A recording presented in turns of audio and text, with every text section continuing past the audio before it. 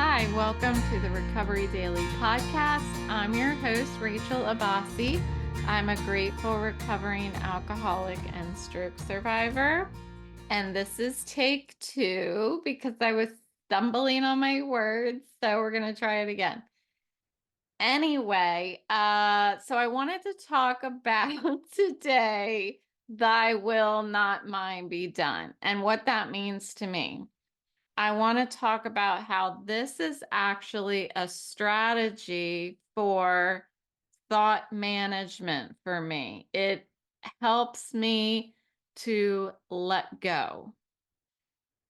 And I want to talk about how I put this to practice daily. Thy will, not mine, be done is something that I really don't think I had a grasp of what I was doing with that sentence until this year, probably. I also want to talk about some relaxing techniques, relaxing our body, relaxing our mind, and breaking free from obsessive thinking or addictive thinking. And I don't mean drinking necessarily, that too, but also just that negative path of thinking where my head goes constantly, and how I navigate that, and also how setting goals in my day and in my month help me to also have some thought management there. So these are topics that I heard about this morning in my morning meeting. And it's like one was from the meditation in the morning, and another one was from a reading that we did. And it all just started meshing in my head really well. So that's what I want to talk about today. So we'll get started. First, unpacking thy will be done, not mine. Thy will, not mine, be done. um, so for me, like, this means surrendering control and trusting in a higher power. So my higher power, those of you who are lifelong listeners, know that my higher power consists of everything outside of me. And that includes my own concept of God, people who have passed in my life, people who are still here in my life, people I don't even know that I run across in my life. It's everything outside of myself. That's my higher power. And thy will, not mine, be done is really acknowledging that I don't have all the answers, and it's okay to let things go and trust that when I am needed in my life to act, I will intuitively know what to do. And the program tells me that, right? So putting this into practice means constantly reminding myself that I don't need to try to control every aspect of my life. I don't need to try to control all of those things outside of me, which would be my higher power, right? Why would I be trying to control my higher power? All I can control is my reaction to things. And that's really what I'm trying to talk about here today is my thinking and my reaction. I can focus on doing the next right thing in this moment and trust that the world, my higher power, will keep spinning without me having to watch it, right? Everything is happening without me having to do anything about it. It's when I start thinking that I have some sort of impact whatsoever on the world spinning, that things start going downhill for me, that my thinking starts spiraling in a negative direction. One of the things I heard this morning was in the meditation, we listened to the Calm app. So it's Tamara Levitt. And she said, as part of the meditation, to release the tension in your belly. So she said, like, she's talking about relaxing different parts of your body, and then she said, relax your belly. And when she said that, I noticed that my belly like was so tense. Um, and throughout the day today, I've been trying to relax my belly because I didn't realize how much tension I carry around in my stomach. Um, I think I think for those of you who know what I'm talking about, you may laugh, but I think I've trained myself over my lifetime to suck my stomach in, you know what I mean? To like, I feel like I'm using the muscles in my stomach, when I don't even realize it. And I think it's from just like, I don't know if it's like I trained myself to like suck my stomach in. I'm not quite sure, but I feel like my stomach is always tense. And so when she said that, I was like, wow, it felt like the weight of the world was being held right in my stomach.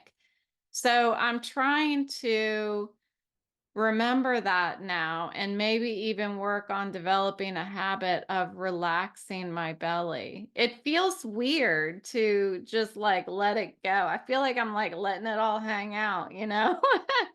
But I think it might be one of the areas that I hold a lot of tension. I feel most of my tension up in my neck and my shoulders. But gosh, I'm dealing with a lot of back pain lately, and I don't know if it's because I'm not moving around as much as I was. For those of you who know me, I'm like an extremely active person. I used to run and do yoga every day and go kayaking and hiking and so now I'm just like trying to find ways to move my body that won't hurt my head. So yeah, so I think things are sore. Anyway, I'm going on a tangent. So when we're stressed and anxious, we hold tension in our bodies somewhere. I think everybody's different as to where you may hold the tension. And I learned about this body scan meditation in college. I was in a modern dance class, and one of the days we got to go in there and we were all laid out on the floor and we closed our eyes and he just did this body scan thing where you like let each part of your body like sink into the feel the gravity pulling that part of your body towards the floor. And that was the first time I had been introduced to that type of meditation. That probably was the first time I ever meditated before. That was before meditation was so accessible. Um, and I think from that point on, I spent a lot of nights going to sleep doing that body scan meditation because I really liked it. So by consciously relaxing each area of the body, we are signaling to our brain that it's okay to let go. So if you try it now, like take in a deep breath and then let it go. And as you exhale, pinpoint a part of your body that you want to relax, just that one part of your body. Try your belly. I'm interested to know if other people hold their tension in their belly like I do. So feel the tension kind of just melt away. And I noticed that because it's such a habit for me to hold it in my, like hold in my stomach, that with every breath, I have to like release it again. So this kind of small act of releasing little bits of tension can have a big impact on our overall sense of calm and well-being if we are persistent about it, like I talked about yesterday. So that's like our physical tension, but what about what's going on in our minds? And I promise I will get back to, um, what's it called? Oh, thy will, not mine, be done. I will get back to that towards the end, and try to tie this all together. But so I can identify all these places in my body that I hold tension. And if I shift my focus now on to what in my head, like in my mind, am I holding onto with a tight grip? You know, where do I, when a thought comes into my mind, I create tension around it. You know, like I hold on to it with a tight grip. It's like every thought that comes into my mind, it's like I capture it and I squeeze it and I've got to figure it out. I've got to resolve whatever problem is inside it, and then I can let it go and let the next thought come in, you know? Um, just because I have a thought doesn't mean that I have to grab a hold of it and unravel it. It doesn't mean I have to jump on it and ride with it. Um, I fall into the trap constantly of believing that every thought I have is one that I need to complete from beginning to end. You know, I don't know if that's the control issues that I have, but it's like my brain is multitasking all of these thoughts. One comes in and I can't let it go. Like and all these thoughts are coming in and it's like they're bottlenecking inside my thinker. And they as they build up, they stuff themselves into all these places in my body as unresolved thoughts in the form of tension. Um, whether I put them in my stomach, whether I put them in my shoulders, whether I put them in my up here in my whatever you call that right there beside your eyeballs. I can't think of the name. But really my thoughts can be like the wind. You know, I don't have to grab a hold of every single one of them. Um, they don't have to dictate my emotions. They don't have to dictate my actions. I have the choice whether to invite the thought to stay with me or let it just keep on blowing right by. For example, like when I catch myself spiraling into negative thinking, I try to remember that I have the power to change my thought patterns. I am not a victim of my thinking. I can choose to focus on something positive, or if that's too hard, too far of a stretch, I can choose to focus on something neutral.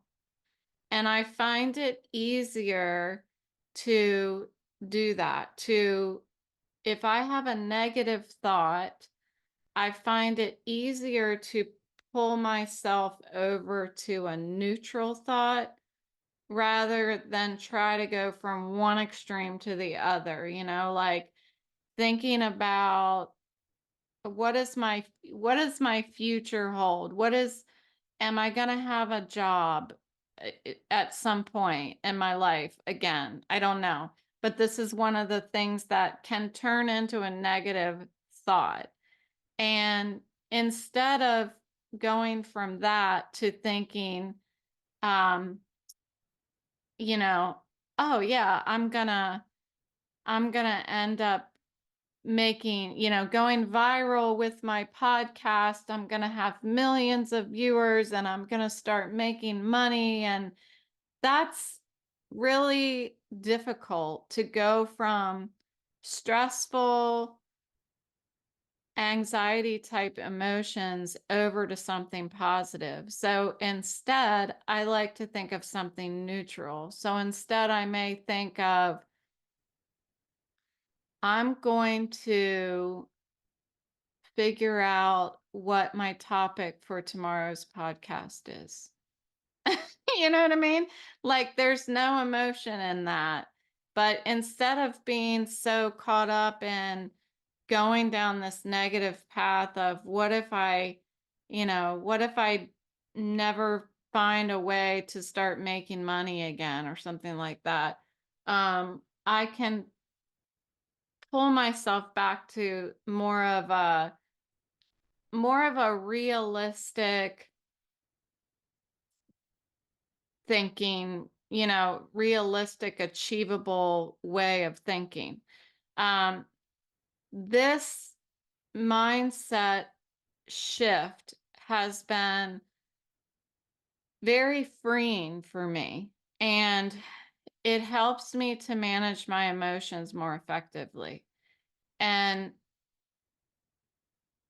one of the ways that I do it is by finding ways to solve problems that aren't stressful. Okay.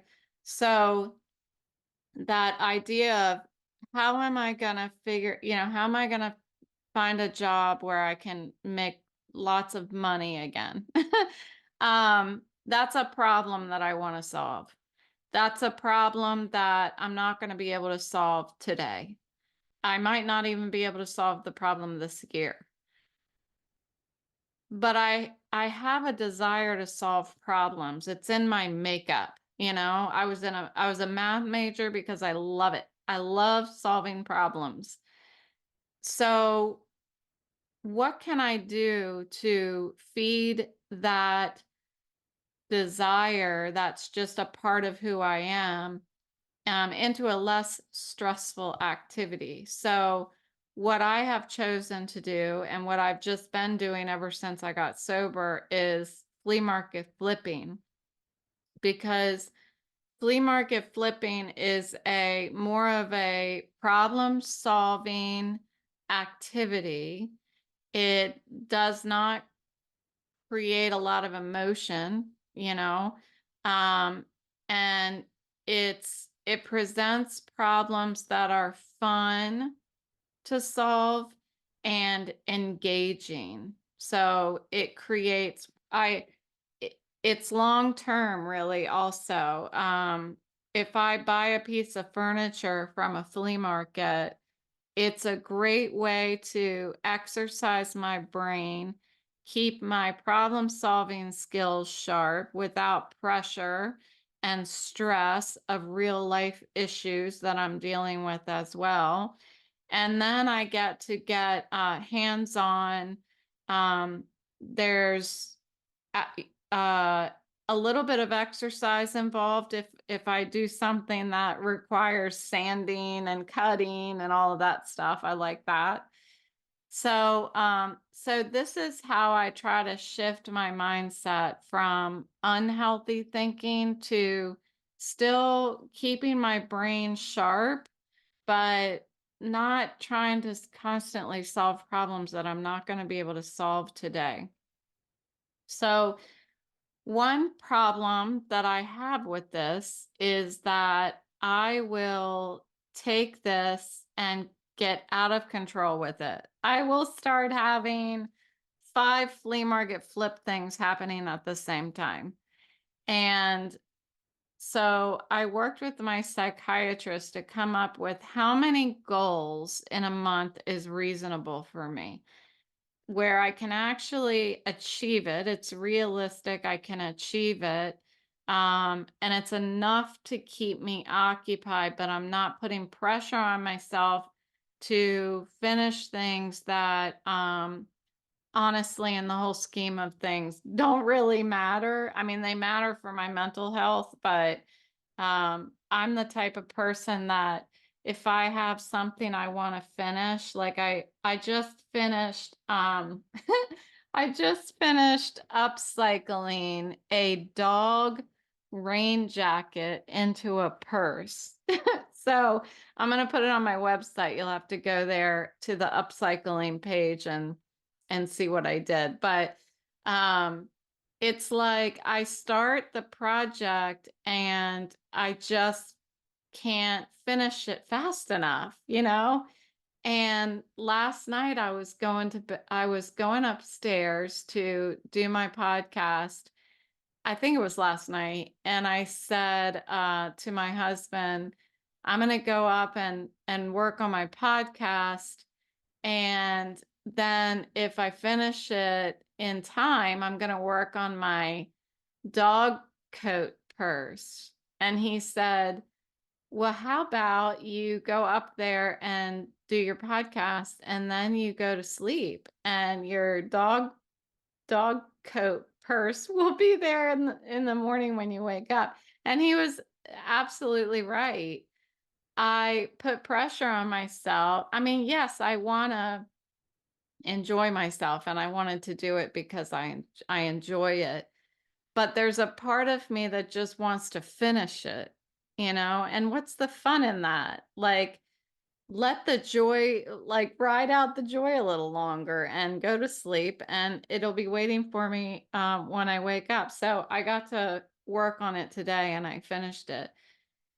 But so one of my goals this month, so my psychiatrist and I decided I'm going to have 2 goals a month.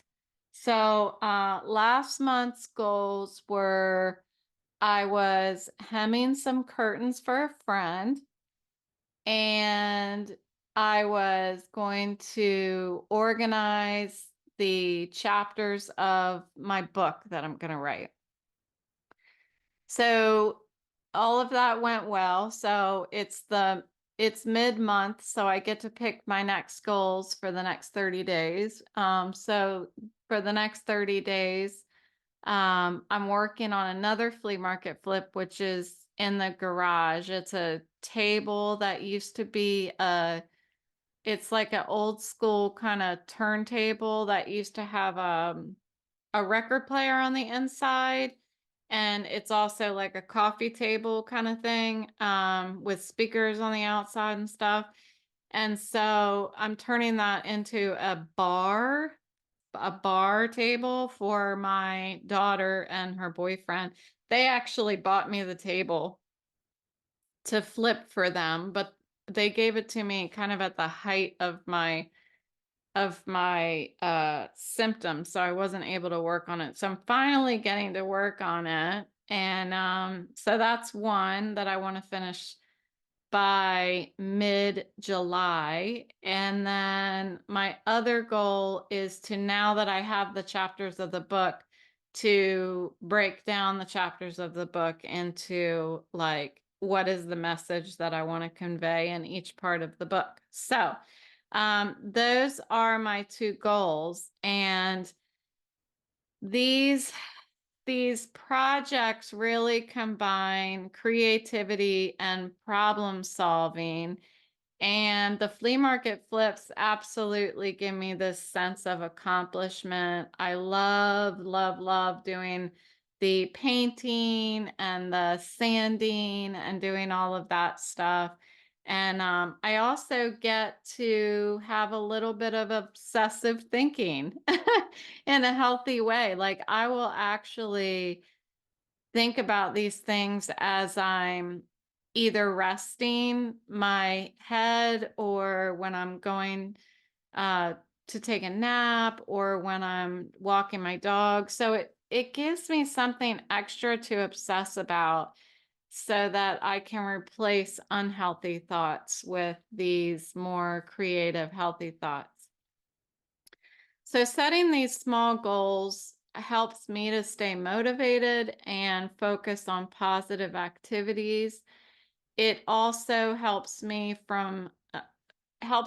to avoid addictive thinking patterns. When I choose not to ride one of my unhealthy thoughts in, like a wave, I like to dig into one of the goals to distract me when my thoughts are kind of unproductive. So these addictive thoughts, like I may be in the kitchen eating lunch or something, and I'll start thinking about, like, what is my purpose? I'm so bored. I don't have anything to do. Something like that. As soon as something like that enters into my head, like finish up lunch and go outside and start painting the table, or, go grab my remarkable tablet and start organizing the chapters of my book or something like that. Come up and start sewing my dog coat purse. That's hard to say, dog coat purse. So because if I don't, these addictive thoughts, these obsessive, unhealthy thoughts will feed themselves and they'll spiral into even more unhealthy thoughts and they'll branch out like a tree. It just starts with one unhealthy thought and then it will just branch out into three more unhealthy thoughts. And I pick which one I want to go down and I just go and I'll find myself in a rabbit hole of unhealthy thoughts. I was thinking this morning, like these addictive thoughts or unhealthy thoughts are like feeding our kids, feeding our young children. They need guidance and healthy boundaries, our kids, right, in the kitchen. If we don't feed them healthy food, for example, if our kids come home from school and we aren't the Brady Bunch mom and we don't provide a healthy snack for them when they get home, then what will they do? They will grab the fastest, most accessible junk food that there is and eat that. If we weren't to make our kids dinner when they're young, they're going to find unhealthy food on their own. At least mine would have. Maybe you have dream children, but if my kids had a bunch of cut up carrots in the refrigerator and then a bunch of Oreos and Doritos in the cabinet, they're going to go for the Oreos and Doritos. They're easier to open and they taste better. But they're the fastest, most accessible. And that's how our thoughts are. It seems like the unhealthy thoughts are the fastest, most accessible thoughts to grab a hold of. I have to make an effort to pass on the unhealthy thoughts and choose healthy thoughts or create healthy thoughts. It's up to us to choose what we feed our minds. And by consciously choosing positive, healthy thoughts, we can prevent our minds from gravitating towards the negative or addictive thoughts. We have choices about what to think. Uh, I talked to my daughter about that a lot. I've talked to you guys about how I told my psychiatrist that you just choose happy. You just choose what you want to think about. Um, Again, she corrected me a little bit that these, if I choose happy, I'm not replacing thoughts that I need to do, you know, not think about or whatever. I am able to think multiple things at the same time. You know, I can feel complex emotions, multiple things at the same time. What we had been talking about was grieving and happiness at the same time. I was just reading a book, listening to be exact, to a book today. It's called Black Cake. And one of the scenes was that these two kids, the old adult kids, their mother passed away, and they were just finished up with the funeral and all of that stuff. And so they were back at their mom's house, and they had been, you know, feeling so much sadness and stress and stuff that they took one look at something like a dish in the kitchen, and there was a funny memory that went along with that dish, and they both started laughing. And I thought, that's exactly what we can do as human beings. We are able to be sad and laugh at the same time.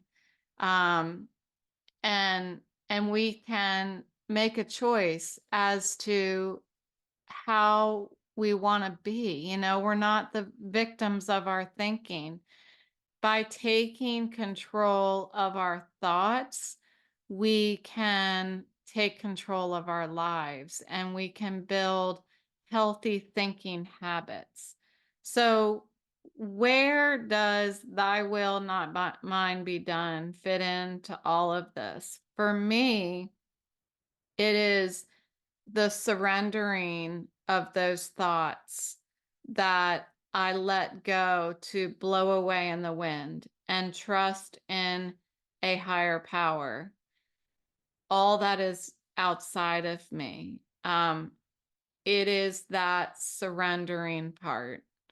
So I can practice this letting go physically by doing things like relaxing my belly, you know, relaxing the parts of my body that I feel the tension. And I can also practice it by letting my mind follow, um, breaking free from letting my thinking lead me through what my day is going to be like, and instead let my choices for how I want today to be to guide my thinking. I choose to let go of so many things throughout the day. I do, especially before I lay my head down on my pillow. That's when uh, the rubber meets the road. I was questioning if that was the right way to say that, but when I am laying down my head on my pillow, that is the most crucial moment for me, that I choose what I'm going to go to sleep with. Um, Sometimes I will think about, I usually choose one thing to problem solve when I'm going to bed. That sounds like so nerdy, but before I get in my bed, I say my prayers. I get on my knees and I say my prayers. And I didn't always do this. I made a decision that I'm going to see what it's like to get on my knees. And at first, I was like afraid somebody was going to walk in the room. But I've been doing this for like 4 years now. Um, And now I just do it. And I don't care who walks in the room. Nobody's ever walked in. Yeah, I think my daughter walked in the room once and she just was like, I don't know, I guess mom's saying her prayers. I don't know. Mom dropped something on the floor. But anyway, I'll say my prayers, which are pretty swift, and I say, thy will be done, not mine, before I get in bed. And then when I'm laying down and I'm closing my eyes, I listen to the Calm app and I listen to one of the meditations. And then most likely I'm still awake. Sometimes I'm lucky enough to fall asleep within that 10-minute meditation, which is nice. But sometimes I'm still awake. And at that time, I will think of something that I want to solve. And usually it is some sort of hobby project, like a flea market flip. Like last night, I was thinking of my dog coat purse. I have a hard time saying that. Um, and I was thinking of like how I need to fold the material and stuff in order for it to come out right. So it was geometry. That's what I was thinking about. And that's what put me to sleep last night. And sometimes I'll think of like what I'm going to cook. I'll think about my baking. It's whatever goals I have set for the month or the week. Those are the things that I will think about while I go to sleep. And that is really an example of me choosing what I'm going, choosing a healthy path to go to sleep with, by feeding my mind healthy thoughts. I'm preventing it from going into some unhealthy thought pattern while I'm falling asleep. And it works for me. I don't know if it impacts my dreams. I'm not quite sure. I haven't had a lot of bad dreams, but I still do. I still have drinking dreams. I still have all kinds of crazy dreams. I have very vivid dreams.